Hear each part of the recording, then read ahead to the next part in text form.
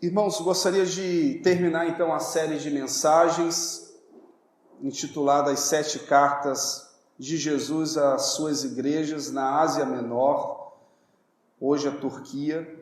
Se você colocar ali no próximo slide, vai passar ali um mapa de onde essas cidades, vocês percebem que elas estão situadas muito próximo uma da outra, 60 quilômetros, umas mais próxima, 40 quilômetros, a mais distante, beira quase 80 quilômetros de distância, cidade de Pérgamo, Esmirna, Éfeso, Tiatira, as cidades que nós temos tratado aqui sobre esses domingos, sobre as cartas que Jesus envia para as suas igrejas, o puxão de orelha que ele dá e os elogios que ele dá à sua igreja. A última carta de Jesus para a sua igreja é a igreja de Laodiceia. Laodiceia é uma igreja que nos alerta a vencer a mediocridade na vida cristã. Então, esse é o alerta da igreja de Laodiceia, uma igreja que estava vivendo uma vida mediana, mais ou menos. E eu gostaria então de compartilhar com os irmãos essa mensagem aos nossos corações. Vamos orar mais uma vez. Pai, nós estamos diante da Tua Palavra e pedimos que o Teu Espírito Santo fale conosco e nos dê tudo aquilo quanto precisamos para corrigir a nossa trajetória cristã e possamos viver uma vida relevante, uma vida autêntica. E pedimos que o Senhor nos ajude e que essa carta fale mais uma vez aos nossos corações. Nós oramos em nome de Jesus. Amém. O texto vai ser projetado, Apocalipse capítulo 3, versículo 14, até o versículo de número 22. Eu faço a leitura que diz o seguinte: Ao anjo da igreja de Laodiceia, escreve o seguinte: essa é a mensagem do Amém, da testemunha fiel e verdadeira, daquele por meio de quem Deus criou todas as coisas. Eu sei o que vocês têm feito. Sei que não são nem frios nem quentes. Como gostaria que fosse uma coisa ou outra. Mas porque são apenas mornos, nem frio nem quente, vou logo vomitá-los da minha boca. Vocês dizem, somos ricos, estamos bem de vida e temos tudo o que precisamos, mas não sabem que são miseráveis, infelizes, pobres, nus e cegos. Portanto, aconselho que comprem de mim ouro puro para que sejam de fato ricos, e comprem roupas brancas para se vestir e cobrir a sua nudez vergonhosa. Compre também colírios para os olhos, a fim de que possam ver. Eu corrijo e castigo todos o que amo. Portanto, levem as coisas a sério e arrependam. Escutem, eu estou à porta e bato. Se alguém ouvir a minha voz e abrir a porta, eu entrarei na sua casa e nós jantaremos juntos. Aos que conseguirem a vitória, eu darei o direito de se sentar ao lado do meu trono, assim como eu consegui a vitória e agora estou sentado ao trono do meu Pai. Portanto, se vocês têm ouvidos para ouvir, então ouçam o que o Espírito diz às igrejas. Essa é a última das 7 cartas de Jesus à sua igreja. Comecei com Éfeso, terminamos com Laodiceia. Se Jesus mandasse um e-mail para você, quais seriam os elogios e quais seriam as críticas? Irmãos, o nosso relacionamento com Deus, o nosso alvo é sermos excelentes. Por isso que nós temos como padrão Jesus de Nazaré. Não podemos ser cristãos medianos. Corrigindo as provas, muitos dos meus alunos, professor, quanto é que eu estou na média? Quando eu falava assim, 7, eles ficavam numa alegria, numa felicidade. Você quer ser uma pessoa mediana na vida? Você tinha que ficar feliz assim se fosse um 10. Né? E muitas vezes no nosso relacionamento com Deus, a gente se conforma na média. Não, já passei, já está bom demais.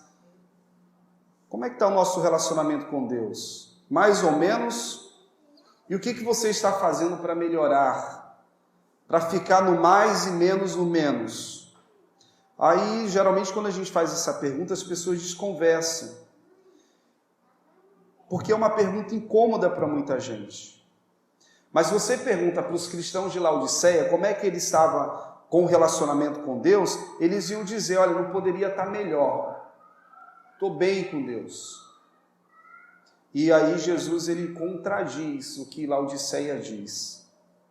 Queria falar um pouco do relato histórico dessa cidade e do contexto onde ela está situada, lembrando que Domiciano foi o imperador romano, o primeiro que recebeu o título de Deus Senhor ainda vivo.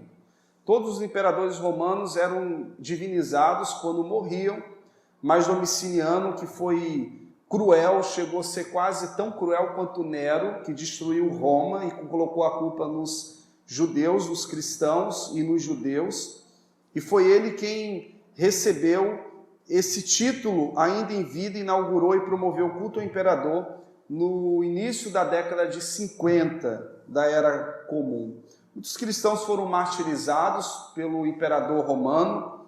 Nesse período, João foi um desses que foi enviado para morrer na ilha vulcânica de trabalho forçado, a chamada Ilha de Pátmos, uma ilha inóspita, uma ilha em que as pessoas realmente iam ser condenadas para morrer. João estava pastoreando a igreja de Éfeso, ele é arrancado pelo imperador, porque os cristãos não negociavam, não reconheciam o imperador romano como uma divindade, portanto não prestava culto, não acendia incensos ao imperador, e o imperador pega o último dos apóstolos vivos, lá pelo ano de 90, quando esse homem, esse apóstolo, último da linhagem dos apóstolos, ele é enviado para Pátmos. E lá ele recebe a revelação de Deus, as últimas coisas, e as cartas, as primeiras das revelações que Jesus dá a João. Irmãos, Laodiceia era uma cidade importante, das 7 que nós vimos, a mais rica de todas. Ela foi fundada no ano 250 por Antíoco da Síria. Ela era importante pela sua localização geográfica, ela enriqueceu porque era um lugar de passagem comercial, uma rota comercial importantíssimo ali na Ásia Menor. A igreja ela havia também crescido e prosperado junto com a cidade. Era uma igreja rica, ela assumiu a cara da cidade. Ao invés de transformar a cidade, a igreja tinha se conformado com a cidade. Eles agiam e pensavam como a cidade. Para eles, a prosperidade era a prova da providência divina. A cidade de Laodiceia se destacava por 4 características que Jesus vai fazer um paralelo com a igreja. A cidade de Laodiceia tinha um centro bancário e financeiro muito importante. Era uma das cidades mais ricas do mundo, como dito, e um lugar de muitos milionários do mundo antigo. No ano 61 depois de Cristo, houve um terremoto muito grande que destruiu a cidade, e a cidade ela não precisou da ajuda do imperador para se reconstruir, tamanha era o orgulho da sua riqueza. A cidade e a igreja era tão rica que não necessitava mais de Deus. Mas para Jesus eles eram pobres. Deus se tornou um meio e não o fim último dessa igreja. A prosperidade tende-nos a cegar quanto à nossa decadência espiritual e cria uma falsa sensação de bem-estar e segurança eterna. Por isso que Jesus diz, dificilmente um rico entra no reino de Deus, porque a riqueza disputa com o lugar de Deus. A igreja estava tão rica que ela não sentia falta de Jesus. Era um centro bancário financeiro da época, é como se tivesse a Bolsa de Valores lá, era como se fosse a Miami do mundo antigo. Laodiceia era uma igreja também de muita gente abastada, de muita gente empoderada, de gente importante na sociedade. Mas Jesus falou, vocês são pobres, miseráveis. A Laodiceia, essa cidade também era um centro de indústria de tecido. Existia ali a empresa de tecido mais famosa do mundo. O dele vem de lá, de Laodiceia, né? Era a indústria de tecido da época. Laodiceia produzia lãs especiais e famosas para o mundo inteiro. E a cidade se orgulhava das roupas que ela fazia. A aparência para eles era melhor do que a essência. E para Jesus o que importa é a essência e não a aparência. Para Jesus eles estavam nus, vivia de aparência, teatrando uma coisa que não era, tentando encobrir com as suas vestes aquilo que jamais poderia encobrir diante dos olhos de Deus.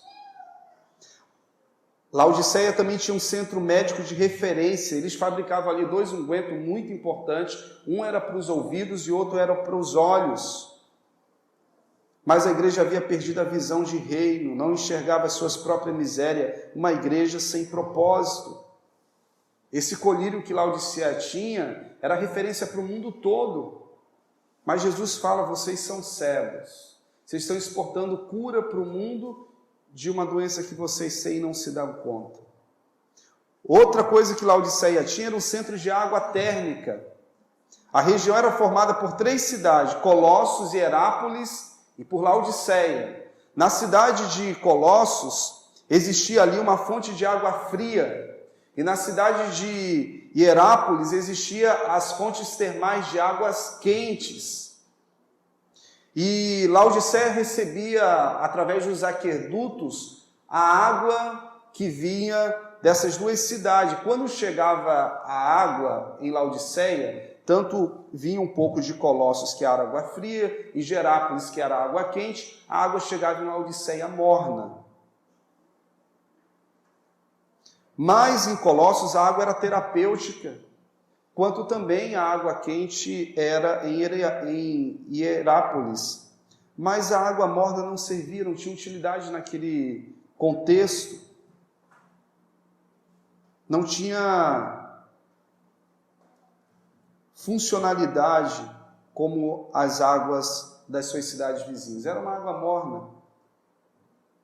E aí Jesus usa esse comparativo dizendo que eles eram também meio termo, eles não tinham, aquela água não gerava uma função necessária para uma função terapêutica para aquela cidade. Era uma igreja que provocava náuseas para Jesus. Alguém já experimentou tomar água morna? Negócio ruim, né? Não desce. Jesus usou esse comparativo, vocês me dão ânsia de vômito. Os cultos de vocês, as estruturas de vocês, isso me dá náuseas. Olha o que Jesus disse para uma igreja, né? Uma igreja que dava vontade de Jesus vomitar. Essa igreja ela não sofre perseguição, como as igrejas de Éfeso sofria, a igreja de Esmirna. Essa igreja não tinha falsos mestres. Essa igreja, ela era moralmente aprovada, não tinha ali problemas de depravação sexual, de outras coisas mais que as outras igrejas tinham. Ela era uma igreja rica, moralmente correta, mas não passou no crivo de aprovação de Jesus. Aparentemente era uma boa igreja, mas estava lhe faltando algo. Jesus usa essas peculiaridades da cidade para descrever a espiritualidade da igreja. Ela é pobre, ela pensa que é rica, mas ela é pobre. Ela pensa que veste o mundo, mas ela é nua. Ela pensa que com seus colírios ela consegue dar visão ao mundo, mas ela é cega. Ela não é nem fria nem quente, ela é morna. Ele, Jesus, vê um problema que gera uma inquietude grande, a falta de espiritualidade, de fervor espiritual naquela igreja. Lugar de crentes apáticos, de uma mesmice espiritual, que frequenta a igreja, mas não havia perdido o entusiasmo de ser igreja, havia perdido o quebrantamento, a fome por Deus, não se santificavam mais, não tinham mais o poder do Espírito Santo, não choravam mais por nada, não promove a justiça, não serve só pensa em si mesma. Essa era a igreja de Laodiceia, a igreja que provocava náuseas em Jesus. A mediocridade dos cristãos é contrário ao Senhor, como água morna que serve para tomar banho, mas não pode ser bebida. Jesus não conseguia beber dessa fonte. A igreja estava sendo algo que Jesus não queria que ela fosse. O que é ser morno nesse contexto, meus irmãos? Eles andavam de um lado para o outro, ora amando a Jesus, ora amando ao mundo. Essa é verdadeiramente uma vida cristã morna. Uma igreja que quer agradar dois senhores. Não se trata nem de frieza daqueles que desconhecem a Deus e nem da fervente paixão de quem o ama de verdade. Os crentes de Laodiceia não se opunham ao Evangelho, mas também não se esforça para alcançar qualquer santidade. Tinha sucesso em suas programações, mas era um fracasso em relação à manifestação do poder de Deus. Ser morno é viver sem propósito, sem um alvo. Viver assim é como fazer uma viagem sem saber o destino. Quem não tem propósito não tem entusiasmo. O morno jamais vence, mas também jamais perde. Nunca será um vencedor e nunca será também um perdedor, porque jamais lutará por algo. E a mornidão tem muito a ver com a nossa época. As pessoas reclamam, mas muitas vezes não fazem nada para mudar a realidade. A acomodação, a falta de vigor, de ânimo, falta de crescimento. A mornidão tem se instalado nos casamentos, tem se instalado na vida profissional e no relacionamento das pessoas com Deus. Gente que não sai do lugar, gente com a vida empacada. Só se beneficia da graça de Deus quem reconhece que precisa de salvação. Mas os laodicenses, além de contaminados, sofria crises de ausência da realidade. Você perguntava, como é que está teu relacionamento com Deus? Eu falei, está ótimo. E Jesus, vocês são miseráveis, vocês são pobres, vocês estão nus, vocês estão cegos, vocês não estão vendo o problema em continuar assim? Então o morno, ele acaba vivendo satisfeito com a vida que leva. Ele não percebe a sua pobreza, a sua cegueira, a sua nudez espiritual. Está satisfeito e chega a dizer que tem orgulho da vida que leva. Ah, se todos fossem como eu. E no plano profissional, o morno leva uma vida e acha que está bem. Jamais ousa mudar. E no plano espiritual, o morno vive também para os ritos. O importante é que as coisas estão acontecendo. Não importa como. Como se religião fosse apenas uma série de obrigações e solenidades. O morno se caracteriza pela indiferença, ele é indiferente ao toque do calor renovador do Espírito, nunca aquece, fica sempre no ensaio, na promessa. Nunca se enxerga como alvo da graça de Deus, nunca busca intensificar, se aprofundar em Deus, vive na superficialidade, não se incomoda com isso. Isso é um problema de Jesus, não é um problema da igreja de Laodiceia. O morno fica cocheando entre o frio e o quente, não se posiciona, fica em cima do muro, não quer assumir compromisso, sempre faz as coisas pela metade. Ele será quente quando for possível e se um dia for possível. Não se compromete, vive sempre na média. A pobreza dessa igreja é fruto do foco das coisas equivocadas. A busca diária por coisas sem valor eterno. Pobreza na intimidade com Deus. Pobreza na busca pela palavra. Uma igreja que não se alimenta da palavra porque não quer ou porque perdeu o apetite por Deus. E ela decretou a sua falência espiritual. Nós temos sobrevivido, meus irmãos, à base de uma dieta espiritual incompleta e sem substância, nutrindo-nos por tanto tempo com alimento alternativo que já nos esquecemos do gosto do verdadeiro alimento. A igreja tem sido anormal por tanto tempo que quando se torna normal, todo mundo acha que está anormal. Quando um cristão mediano fica com a temperatura acima do normal, todos pensam que ele está com febre. Não que todo cristão esteja nesse caminho, mas o padrão mais baixo está agora sendo aceito como normal. A igreja moderna tem se satisfeito tanto com o seu evangelho alternativo que as pessoas deixaram de ter fome pelo verdadeiro Deus. E isso que estava acontecendo com a igreja. Isso que Jesus está exigindo mais da gente. Mais do que a gente pode dar, a gente só pode dar isso. Jesus reprovou essa igreja. E qual é o convite que Cristo faz? Cristo, que é o Amém, isso é fiel quanto ao que diz, e quanto ao que promete, quanto ao que faz. Ele nos pede, compra ouro refinado em mim. Ele nos oferece ouro de máxima qualidade. Nós não podemos faltar com essa riqueza do Evangelho.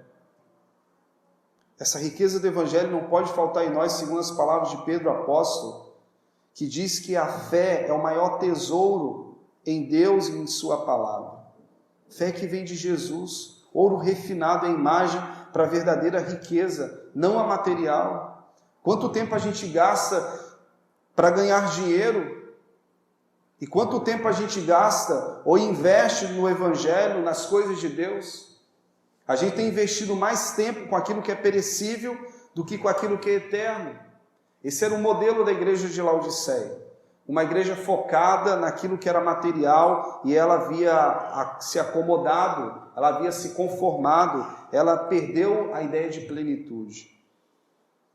Compra roupa branca, como já vimos em outras mensagens, é o símbolo da redenção. Comprar, vestir roupa branca é ser salvo, redimido. Para a igreja de Laodiceia, o que importava era ter dinheiro no banco. O que importava para ela era andar bem, era ter uma boa casa, era ter status na cidade. Esse negócio de santificação, esse negócio não é para mim. Deixa isso para o pastor, para os missionários. Eu, sendo um crente mediano, mais ou menos, já está bom. Jesus falou, compra roupa branca, veste as roupas da santidade, veste a camisa do Evangelho, pare de ser mais ou menos. Isso demanda arrependimento, isso demanda conversão, e eles não estavam dispostos a pagar o preço. Há muitos no nosso meio que se dizem seguidores de Cristo, mas vertem roupas que ainda não foram lavadas pelo sangue do Cordeiro, que não foram alvejadas pelo sangue de Jesus. É preciso trocar as vestes. Não é preciso trocar de religião, tem que trocar o coração de pedra por um coração maleável na ação do Espírito Santo. Tem muita gente que troca de religião, mas não troca de coração. Jesus fala, compra colírio. Ora, a cidade que vendia colírio, exportava colírio para o mundo inteiro. Jesus está falando, vocês são cegos, vocês estão querendo que o mundo enxergue, mas vocês mesmos não conseguem enxergar. Jesus falou, o que um cego levando o outro cego vai acontecer? Ambos vão cair no buraco. O uso do colírio permite ao crente perceber a sua condição espiritual. Ele era pobre, era cego, nu, e se deixa ser disciplinado, ensinado por Cristo. E Jesus fala, meus irmãos, aquele versículo que geralmente a gente usa para o não crente, Jesus usa para a sua igreja. Eis que estou à porta e bato. Jesus estava do lado de fora da igreja.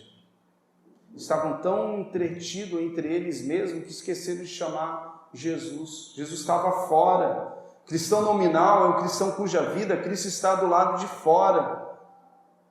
Felizmente, ele estava à porta batendo, desejoso para entrar. O fato de Jesus estar à porta indica que há saída. Você pode deixar de ser amargo, você pode passar a viver sem medo, você pode viver livre da tentação, da indiferença. Jesus está estacionado à porta da sua casa. É como se estivesse buzinando o seu carro e convidando. Porta aberta significa vida com propósito, sem mornidão, vida rica, vida de visão, vida de plenitude. Porta fechada significa vida sem propósito, totalmente morna, vida miserável. E se a porta se abre, Jesus ele vai entrar, Jesus vai cear, para fazer com que você fique em chamas para Cristo. Alguns vão chamar isso de fanatismo. Que chame. Nudez da autossuficiência. Nós precisamos de Jesus na nossa vida, não apenas do lado de fora. Nós precisamos abrir a porta para Jesus. Jesus não abre a porta. Jesus deixa essa decisão para cada um de nós. Irmãos, na prática, nós precisamos estudar mais a Bíblia, precisamos orar mais, investir mais os nossos recursos no reino dos céus, sermos missionários. Nós não devemos servir a Mamon como Laodiceia servia. E eles estavam conformados em servir a Mamon. Precisamos ser mais dedicados a Deus, ter mais propósito, nos desafiar mais, adquirir valores espirituais, acumular tesouros nos céus, virtudes espirituais, almejar visões espirituais. Tem sido assim no seu relacionamento com Deus? Talvez você não seja frio no seu relacionamento com Deus, mas também você talvez não seja quente. Graças a Deus, Jesus é insistente, Ele fica batendo lá na porta da nossa vida, dizendo: meu filho, deixa eu entrar, deixa eu te ajudar a fazer, deixa eu ser o seu suporte. E nós precisamos abrir a porta do nosso entendimento, parar de ser teimosos, parar de ser indiferente, parar de protelação e dizer: Senhor, Tu és o Deus da minha vida, Tu és o Senhor da minha vida. Entra na minha vida porque a casa é Tua, faça o que o Senhor quiser. Joga fora o que o Senhor quiser, faz uma limpeza e usa-me para a glória do Teu nome. Irmão, Jesus não morreu na cruz simplesmente para a gente ser adepto de religião. Jesus não morreu na cruz só para a gente ser estatística de IBGE. Há um propósito de vida do Evangelho para cada um de nós. Eu quero terminar essa mensagem, que é muito simples e direta. Nós precisamos olhar para dentro de nós e perceber que nós não somos mais aquilo que éramos antes de conhecer Jesus, mas também não somos aquilo que deveríamos ser. Há um caminho que nós precisamos percorrer. Não seja como a igreja dos Laodicenses, não seja morno no seu relacionamento com Deus. Ser morno é ser imprestável, miserável, as palavras que Jesus usa. Quem é quente cura, quem é frio refresca. Mas quem é morno causa vômito em Deus e no próximo. Portanto, não se deixe contaminar por esse mundo. Não permita que o seu coração se esfrie. Mas permita que o fogo do Espírito Santo aqueça. Permita que a sua vida traga frescor para alguém. Que as suas palavras tragam refrigério para alguém. Jesus está usando aqui o contexto geográfico que Colossos tinha águas frias, frescas, que refrigerava, que trazia alívio ao sedento. E por outro lado tinha a cidade de Herápolis, que era uma cidade de águas termais, de águas quentes, que era terapêutica. Mas existia Laodiceia, que não era nenhuma coisa nem outra. Era uma água que servia só para tomar banho, no tempo de frio. Mas não era algo que matava a sede do sedento. Não era uma água que jorrava fonte de água viva. E Jesus falou: eu queria tanto que você fosse uma coisa ou outra, que você fosse uma água fria, uma água que refrigera a alma das pessoas de Laodiceia, ou que fosse uma água quente, uma água que servisse um propósito. Imagine um café frio, imagine um chá frio. Tem coisas que precisam ser quentes, a igreja de Jesus precisa ser quente. Nós precisamos desse fogo do Espírito que aqueça a nossa vida, dessa mornidão, para a glória dele. E eu não estou falando de sermos barulhentos, de termos choros histéricos, de fazermos culto ou emocionalismo, pois tudo isso pode ser teatrado, encenado, mas uma vida cheia da graça e da alegria do Espírito reflete em ações que glorifiquem a Deus. Como disse, Jesus não morreu na cruz para sermos frequentadores de igreja, apenas no final de semana.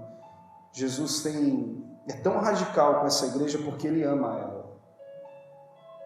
E nós precisamos experimentar a plenitude do Espírito Santo, ser uma igreja viva, sermos uma igreja operosa, uma igreja que impacta a cidade, uma igreja que impacta a escola, que impacta o bairro, que seja uma voz de Deus onde ela está, que seja um sinal profético onde ela esteja. Uma igreja viva, não uma igreja mais ou menos. Jesus está do lado de fora da igreja e eles não sentiram falta de Jesus. E Jesus fala, olha, eu estou do lado de fora, eu estou batendo, eu estou querendo entrar. Se alguém ouvir a minha voz, eu entrarei. Quantas vezes a gente deixa Jesus do lado de fora das nossas vidas e a gente nem se dá conta que Ele ficou do lado de fora? Porque a gente liga no automático, a gente confia na nossa força, no nosso dinheiro, nas nossas posses, e Jesus é apenas um detalhe. E Jesus ficou entristecido com Laodiceia, porque eles tinham muito dinheiro, tinham muitas posses, e Jesus não fazia mais falta na vida daquela igreja. Nós temos vivido uma igreja evangélica brasileira assim, uma igreja poderosa, uma igreja com poder político, com poder financeiro, e que Jesus não faz a menor falta. E essa igreja foi reprovada, porque ela perdeu a essência do que é ser igreja. Meus irmãos, nossa igreja pode ser um clube onde as pessoas têm deveres e prazeres, mas nunca têm compromisso. Nossa igreja pode ser também uma casa onde Jesus entra a hora que quiser para morar. Que tipo de igreja você tem ajudado a edificar? Uma igreja clube de consumidores de Deus? Uma igreja de uma agremiação de finais de semana? Ou uma igreja onde Jesus está em casa e Ele fica à vontade para fazer o que quiser? Como adquirir valores espirituais, como acumular virtudes espirituais, como almejar visões espirituais, é arrependendo-se diante de Deus, abrindo a porta do nosso entendimento e do nosso coração e se alegrar com o Senhor. O Senhor está à porta do nosso coração e Ele bate. E Ele quer entrar, mas é preciso destrancar a porta. Ele vai entrar, Ele vai cear. E a pergunta é, o que Jesus está vendo em você? Cristão mais ou menos? Cristão que teatra? Cristão que consegue, diagnosticado pelo Espírito Santo, sondar a sua vida, a sua alma e perceber que, diante dos olhos daquele que tudo vê, nós estamos nus e nós precisamos das vestes da santidade. Podemos encontrar nosso caminho de volta ao primeiro amor. Nós precisamos começar com uma avaliação honesta da nossa condição espiritual. Nós não podemos mais adiar, meus irmãos. Ouça o que o Espírito diz às igrejas. Você consegue ouvir? Você consegue dar uma resposta para o Senhor? Vamos orar nesse momento. Esse é o dia, essa é a hora para a confissão e para o arrependimento. Que o clamor do nosso coração, meus irmãos, continue sendo do salmista: sonda-me, ó Deus, e conhece o meu coração. Prova-me e conhece as minhas inquietações. Vê se há em mim alguma conduta que ofende ao Senhor e dirige-me pelo caminho reto. Vê se há em mim, Senhor, alguma conduta que ofende o Senhor e dirige-me pelo caminho reto. Você pode fazer essa oração, Senhor, nessa noite? Que esse seja o clamor do teu coração. Pedir para o Espírito de Deus sondar a sua vida, Ele que conhece o mais profundo da sua alma. Prova, Senhor, e conhece as minhas inquietações, as minhas motivações. Vê se há em mim algo que ofende a tua santidade e guia-me pelo caminho eterno. Quem tem ouvido, ouça o que o Espírito diz às igrejas. Não nos tornemos surdos, que sejamos incapazes de ouvir e discernir a voz do bom Deus. Laodiceia se conformou em viver a vida por conta própria. Jesus não fazia mais sentido. Eles tinham dinheiro, eles tinham tudo, mas eles não tinham tudo o que precisavam. O mais importante, nós precisamos viver uma dependência maior do Espírito Santo. Dizer: Senhor, usa o meu dinheiro, usa o meu tempo, usa a minha casa, usa a minha vida, usa os meus talentos, usa a minha voz, usa a minha família para que o teu nome seja glorificado. Eu não quero viver como um cego que não consegue enxergar e discernir os valores espirituais. Eu não quero andar nu, totalmente desprovido dos valores das virtudes espirituais. Eu não quero viver uma vida mais ou menos, sempre protelando, sempre deixando para amanhã. Aquece em mim, venha com teu fogo, Senhor, e aquece o meu coração. Tira toda a frieza, que para o homem sedento, para o homem que sofre, seja como essas águas de Colossos, uma água que dá frescor. E para aquele que está carecendo de abraço, de direção, que seja como essas águas de Herápolis. Mas livra o meu coração, Senhor, de ser essas águas mornas, indiferentes, que dá ânsia de vômito para o Senhor. Eu quero ser uma igreja que dá alegria e não desgosto para o meu Senhor.